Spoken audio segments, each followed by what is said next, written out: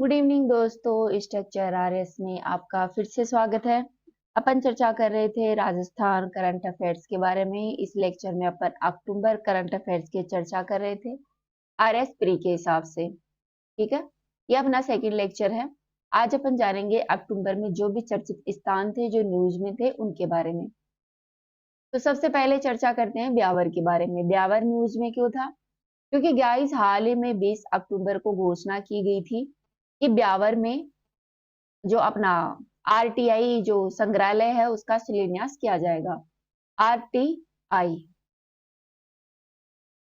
RTI इसका मतलब है सूचना का अधिकार। जो अधिनियम है 2005 वाला सूचना का अधिकार, उसके संग्रहालय का शिलान्यास किया जाएगा अपने ब्यावर अजमेर में। ब्यावर हाल ही में एक नया जिला बन गया है अजमेर से अलग होकर। राइट, नेक्स्ट है राज्य का कौन सा जिला मूंगफली उत्पादन में देश का अव्वल जिला रहने का अनुमान है? तो गाइस हाल ही में कुछ गणना वगैरह की गई जिसमें कहा गया कि मूंगफली उत्पादन में जो कि सर्वाधिक मूंगफली उत्पादन होती है अपने गुजरात में। गुजरात को पीछे छोड़ने वाला है इस बार बीकानेर। बीकानेर में सबसे ज्यादा मूंगफली उत्पादन होने वाली है। लगभग यहाँ पर 88% अधिक उत्पादन होने का अनुमान है। लगभग 55 लाख क्विंटल है वो बीकानेर में मूंगफली का उत्पादन किए जाने की बात की जा रही है। वैसे गाइस मुख्य रूप से मूंगफली का उत्पादन है वो गुजरात के राजकोट में होता है, लगभग 53 लाख क्विंटल। और बीकानेर में इस बार होने वाला है 55 लाख क्विंटल। 2 लाख क्विंटल की बीकानेर ग्रोथ कर गया है। बीकानेर में मुख्य रूप से मूंगफली का उत्पादन होता है लूणाक्षर, श्री डूंगरगढ़, नोखा और जो बज्जू क्षेत्र है वहां पर मूंगफली का उत्पादन मुख्य रूप से बीकानेर में होता है। नेक्स्ट है राजस्थान सरकार के हाल ही के उद्यानिक विभाग ने राजस्थान के जो युवा किसान हैं या फिर जो खेती करते हैं, पशुपालन करते हैं आदि युवा के जो किसान पशुपालक है उनको विभिन्न तकनीक और नवाचार सीखने के लिए कुछ यूरोपीय देशों में राजस्थान सरकार का जो उद्यानिक विभाग है वो भेज रहा है। भेज रहा कहाँ पर है? नीदरलैंड में, डेनमार्क में और इजराइल में। मुख्य रूप से 100 किसानों को यहाँ पर भेजा जाएगा सॉरी 100 किसानों को यहाँ पर भेजा जाएगा विदेश में, जिसमें 80 किसानों को खेती बाड़ी की जो टेक्नोलॉजी होती है, इनोवेशन होता है आदि के बारे में उनको ज्ञान प्रोवाइड करवाया जाएगा। वहीं 20 किसानों को इसमें डेयरी और जो पशुपालन है आदि के ऊपर वो टेक्नोलॉजी सीखेंगे। मतलब जैसे डेयरी उत्पादन को कैसे बढ़ावा दिया जाए, पशुपालन को कैसे ठीक किया जाए आदि पर ये किसान वापस लौटेंगे और जो राजस्थान के जो किसान है, पशुपालक है, उनको ट्रेनिंग प्रोवाइड करवाएंगे इनोवेशन के बारे में। राइट, नेक्स्ट है नवंबर 2024 में मॉस्को रूस में भविष्य के शहर और एआई का प्रवासी उपयोग विषय पर आयोजित हुई एक कार्यशाला में भारत के कुछ राज्यों के प्रतिनिधि शामिल हुए हैं। आपको बताना है कि भारत के कौन से राज्य के प्रतिनिधि हैं जो भविष्य के शहर और एआई का जो प्रवासी उपयोग पर विषय पर जो कार्यक्रम हुआ था उसमें कौन से जिले राज्य के जो कैंडिडेट है वो शामिल हुए हैं। तो इसमें अपने राजस्थान, एमपी, मध्य प्रदेश और झारखंड के जो व्यक्ति हैं वो इसमें शामिल हुए हैं। नेक्स्ट है देश की पश्चिमी सीमा अर्थात जो अपनी रेड क्लिफ रेखा है, रेड क्लिफ जो कि भारत और पाकिस्तान के बीच में है, अंग्रेजों द्वारा डिसाइड किया है एक रेखा है, इंटरनेशनल सीमा है। इस पर हाल ही में सरकार ने 11 अक्टूबर को जो वाइब्रेट विलेज प्रोग्राम है इसकी शुरुआत करने की बात की है। तो रेड क्लिफ है गाइस वो पंजाब और राजस्थान, जो अपना राजस्थान है और पंजाब है, इन दोनों के बीच में है ये सीमा है जो कि पाकिस्तान से टच होती है। इस सीमा पर सड़कें बनाई जाएंगी लगभग 2280 किलोमीटर के आसपास। ठीक है, तो आज का क्वेश्चन यही है कि रेड जो वाइब्रेट विलेज प्रोग्राम है इसके तहत राजस्थान और पंजाब में कितनी किलोमीटर की लंबाई की सड़कें बनाई जाएंगी? वो बनाई जाएंगी 2280 किलोमीटर की सड़कें। बात कर लेते हैं यहाँ पर वाइब्रेट विलेज प्रोग्राम के बारे में। आखिरकार ये प्रोग्राम है क्या? इस प्रोग्राम की शुरुआत की गई थी केंद्रीय जो बजट आया था 2022-23 का, उसके तहत शुरू की गई थी जो कि 2025-26 तक चलने वाला है।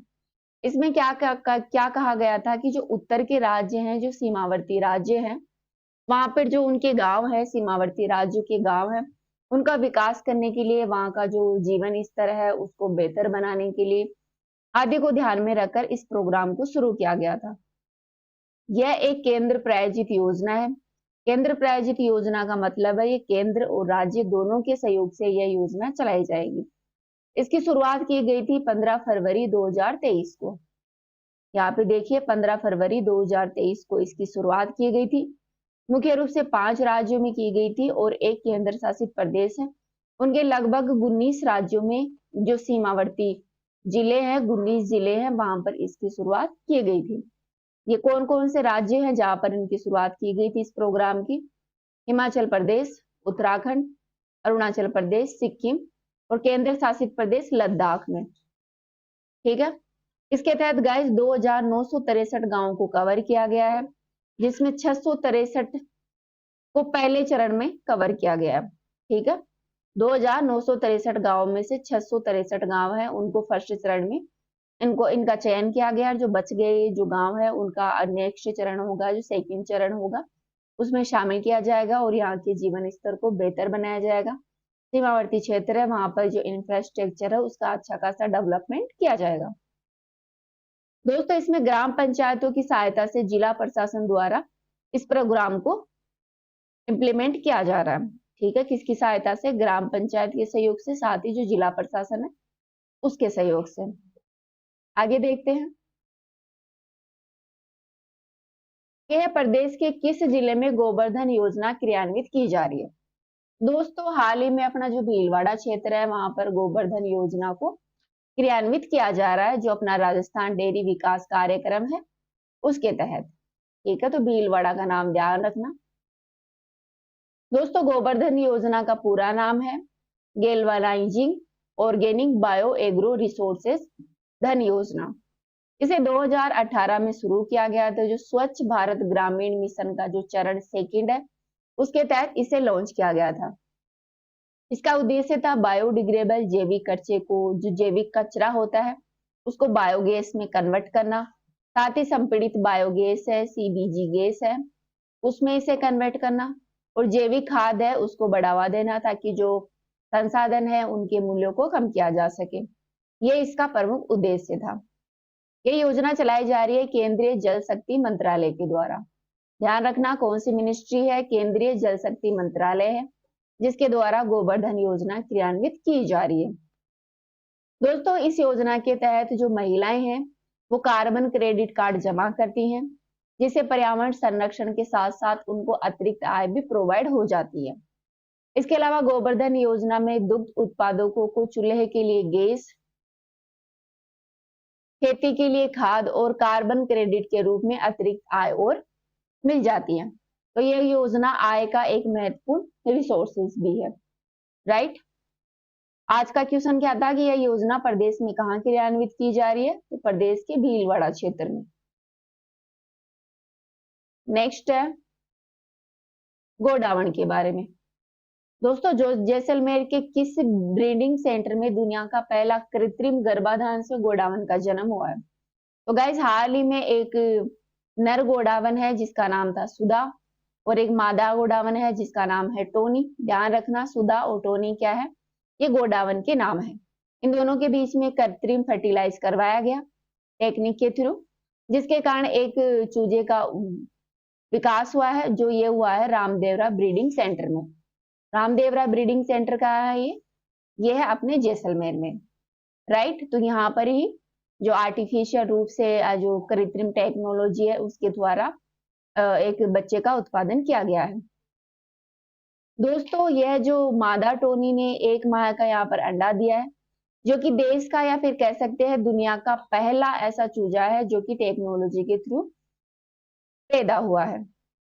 वर्तमान में बात करें तो राजस्थान में वर्तमान में मात्र 64 गोडावण है। कितने? 64। इंडियन बस्टर्ड की संख्या 64 है।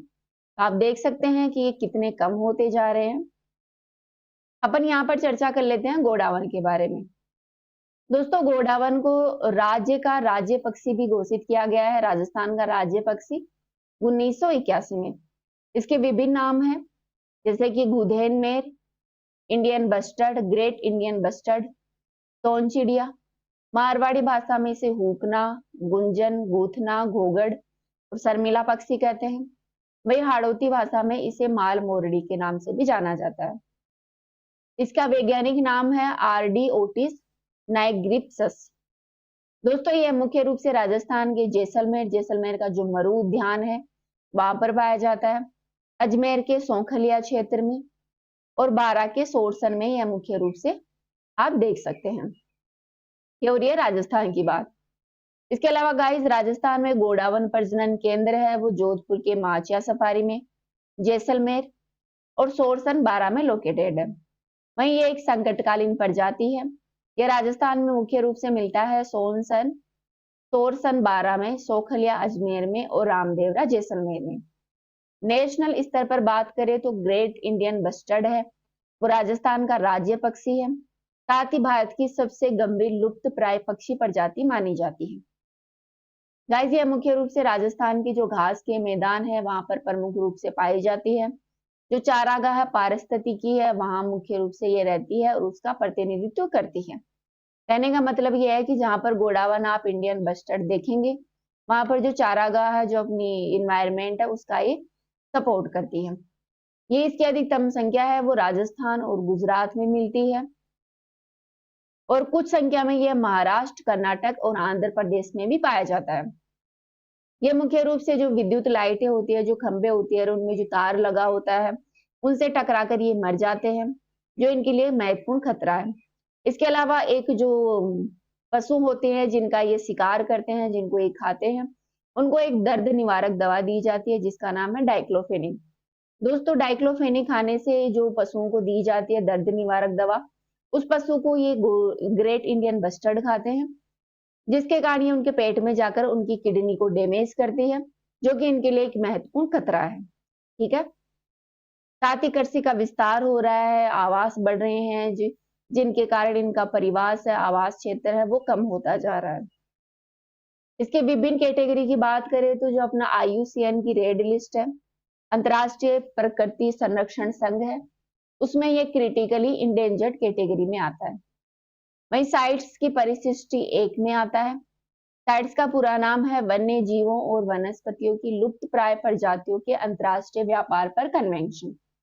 वही CMS है जिसका मतलब है प्रवासी प्रजातियों के संरक्षण पर कन्वेंशन। इसकी परिशिष्टि 1 में ही आती है। वहीं भारत का वाइल्ड लाइफ प्रोटेक्शन एक्ट 1972 है, उसकी अनुसूची 1 में ये आता है। राइट, तो ये अपने जाना ग्रेट इंडियन बस्टर्ड के बारे में। आगे है 22 अक्टूबर 2024 को प्रदान किए गए 5वें राष्ट्रीय जल पुरस्कारों में प्रदेश के किस स्कूल को इस श्रेणी का पहला पुरस्कार राष्ट्रपति द्रौपदी मुर्मू के द्वारा दिया गया? तो 5वां राष्ट्रीय जल पुरस्कार है वो अपना स्कूल है अपर प्राइमरी स्कूल जेठवा बांध सीकर का, उसे दिया गया। वही सेकंड पुरस्कार है वो नई दिल्ली का स्कूल है गवर्नमेंट सर्वोदय कन्या विद्यालय, उसको यह पुरस्कार प्रोवाइड करवाया गया है। नेक्स्ट है प्रदेश की किस झील में देश की पहली ई क्रूज की शुरुआत की है? ध्यान रखना देश की पहली ई क्रूज की शुरुआत कहाँ की गई है? वो अपनी आना सागर लेक है जो कि अजमेर में स्थित है, वहां पर इसकी शुरुआत की गई है। नेक्स्ट है प्रदेश का पहला वेस्ट टू एनर्जी प्लांट का कहाँ स्थापित किया गया है? कौन सा plant? Waste to energy plant. दोस्तों ये अपने लांगड़ियावास है जमुआ रामगढ़ जयपुर में, वहां पर स्थापित किया जा रहा है। ठीक है, वही जीरो वेस्ट है वो थोलाई जयपुर में स्थित है। वेस्ट टू एनर्जी लांगड़ियावास में कचरे और सीवरेज के जो क्षेत्र हैं वहां पर 12 मेगावाट का बिजली का उत्पादन किया जाएगा। राइट, ये कहां पर है? जमुआ रामगढ़ जयपुर में। नेक्स्ट है 8 अक्टूबर 2024 को मुख्यमंत्री बजरलाल शर्मा ने किस जैविक उद्यान में टाइगर सफारी का लोकार्पण किया? तो गाइस हाल ही में अपने जो मुख्यमंत्री है CM बजरलाल शर्मा, इन्होंने 8 अक्टूबर को एक जैविक उद्यान का उद्घाटन किया। जैविक उद्यान में टाइगर सफारी का उद्घाटन किया। उस जैविक उद्यान का नाम है नाहरगढ़ जैविक उद्यान, जो कि अपनी जयपुर में लोकेटेड है। इस तरह ये जयपुर की चौथी सफारी है। गाइस जयपुर देश का पहला राज्य है जहां पर अब तक 4 सफारी शुरू की गई हैं, जिनमें 2 तो लेपर्ड सफारी हैं जिन जो है, एक तो झालाराम में और एक है आमगढ़ क्षेत्र में। वहीं यहाँ पर एक एलिफेंट सफारी है जो कि आमेर में है, और एक है लोयन सफारी जो कि अपने जयपुर में है। इस तरह 4 सफारी वाला पहला जिला बन गया है देश का जयपुर। दोस्तों जयपुर में कुल 5 सफारी केंद्र हैं। राजस्थान में यह सफारी जो शुरू की गई है वो एक जू में की गई है, अर्थात जो चिड़ियाघर होता है वहां पर यह सफारी शुरू की गई है। इसी दौरान अपने जो मुख्यमंत्री हैं इन्होंने 2 बाघ शावक हैं, जो बाघ के जो बच्चे हैं उनका नामकरण किया। एक का नाम है भीम और एक का नाम है सॉरी स्कंदी। पूछ लिया जाए कि भीम और स्कंदी क्या है, तो ये बाघ के बच्चे हैं, उनके नाम है। राजस्थान में वाइल्ड लाइफ सेंचुरी की बात करें, जो वन्य जीव परिदृश्य है उनके बारे में जाने, तो यहाँ पर 3 नेशनल पार्क है। कितने? 3 नेशनल पार्क है, 5 टाइगर रिजर्व हैं, 26 wild life sanctuary, 36 conservation reserve और 4 बायोलॉजिकल पार्क है। ठीक है, ध्यान रखना नेशनल पार्क कितने हैं? 3 है। आप मुझे कमेंट में बताएं कि नेशनल पार्क कौन कौन से हैं। 5 है वो टाइगर रिजर्व है। इस तरह गाइस राजस्थान में टोटल 130 बाघ है। नेक्स्ट है, राजस्थान का पहला पैंथर रेस्क्यू सेंटर कहाँ बनाया जा रहा है? गाइस जो पैंथर होते हैं इनके घायल हो जाने पर, बीमार हो जाने पर इनके इलाज करने के लिए एक पैंथर रेस्क्यू सेंटर बनाया जा रहा है अपने सज्जनगढ़ वाइल्ड लाइफ सेंचुरी में। ये सज्जनगढ़ वाइल्ड लाइफ सेंचुरी है, ये अपने उदयपुर में है। इसका संचालन है वो राजस्थान राज्य सड़क विकास और निर्माण निगम के द्वारा किया जा रहा है। ध्यान रखना ये पर्यावरण जो विभाग है उसके द्वारा ना बनाया जाकर राजस्थान राज्य सड़क विकास निर्माण निगम का रेस्क्यू सेंटर है। नेक्स्ट है, प्रदेश की कितनी झीलों को संरक्षित झीलें घोषित किया गया है? तो गाइस हाल ही में राजस्थान की 23 झीलें हैं जिनको संरक्षित झीलों के रूप में घोषित किया गया है। नेक्स्ट चर्चा करते हैं मारवाड़ महोत्सव के बारे में। इस मारवाड़ महोत्सव का आयोजन है हाल ही में 16 से 17 अक्टूबर के बीच में आयोजित किया गया, वो भी अपने जोधपुर में। ठीक है, जोधपुर में जो अपना पर्यटन विभाग है उसके द्वारा इसका सेलिब्रेशन किया गया। जोधपुर को गाइस ब्लू सिटी और सन सिटी के नाम से भी जाना जाता है। नेक्स्ट है क्रोकोडाइल पार्क के बारे में। गाइस क्रोकोडाइल पार्क है वो अपने कोटा क्षेत्र में बनाया जा रहा है। कहाँ पर बनाया जाना प्रस्तावित है? कोटा में। कोटा में जो कोटा विकास प्राधिकरण है उसके द्वारा ये क्रोकोडाइल पार्क है वो बनाए जाने की बात की जा रही है। कोटा में क्रोकोडाइल है मुख्य रूप से चंबल जो नदी है वहां पर, इसके अलावा चंदलोई किशोरपुर जो तालाब है वहां पर क्रोकोडाइल बहुत संख्या में आप यहाँ पर देख सकते हैं। ठीक है, तो राजस्थान में क्रोकोडाइल अर्थात जो घड़ियाल होते हैं वो कहाँ पर मिलते हैं? वो अपने दक्षिणी राजस्थान कोटा का क्षेत्र होता है, खासतौर पर जो चंबल नदी है उसका जो इलाका है वहां पर आप क्रोकोडाइल देख सकते हैं। तो क्रोकोडाइल पार्क बनाया जा रहा है कोटा में। नेक्स्ट है सौर्य कॉरिडोर के बारे में, जो कि दोस्तों युवा उद्यमी है नारायण सिंह। इन्होंने पाली जिले के नाडोला क्षेत्र में जो भामाशाह के तौर पर प्रदेश के महापुरुषों की जो आदमकद कथाएं हैं और उनकी प्रतिमाएं हैं आदि लगाने के लिए एक सौर्य कॉरिडोर का अनावरण किया गया है। कहाँ पर बनाया जाएगा सौर्य कॉरिडोर? ये पाली का एक क्षेत्र है नाडोला, वहां पर बनाया जाएगा। ठीक है, किस लिए? क्योंकि जो महापुरुष थे जो कि आजादी के दौरान जिन्होंने लड़ाइयां लड़ी थी देश को आजाद करवाने में, क्रांतिकारी 1857 की क्रांति में जिन्होंने पार्टिसिपेट किया था, आदि की प्रतिमाएं यहाँ पर बनाई जाएंगी। अभी के वीडियो में इतना ही, नेक्स्ट फिर मिलते हैं। Thank you.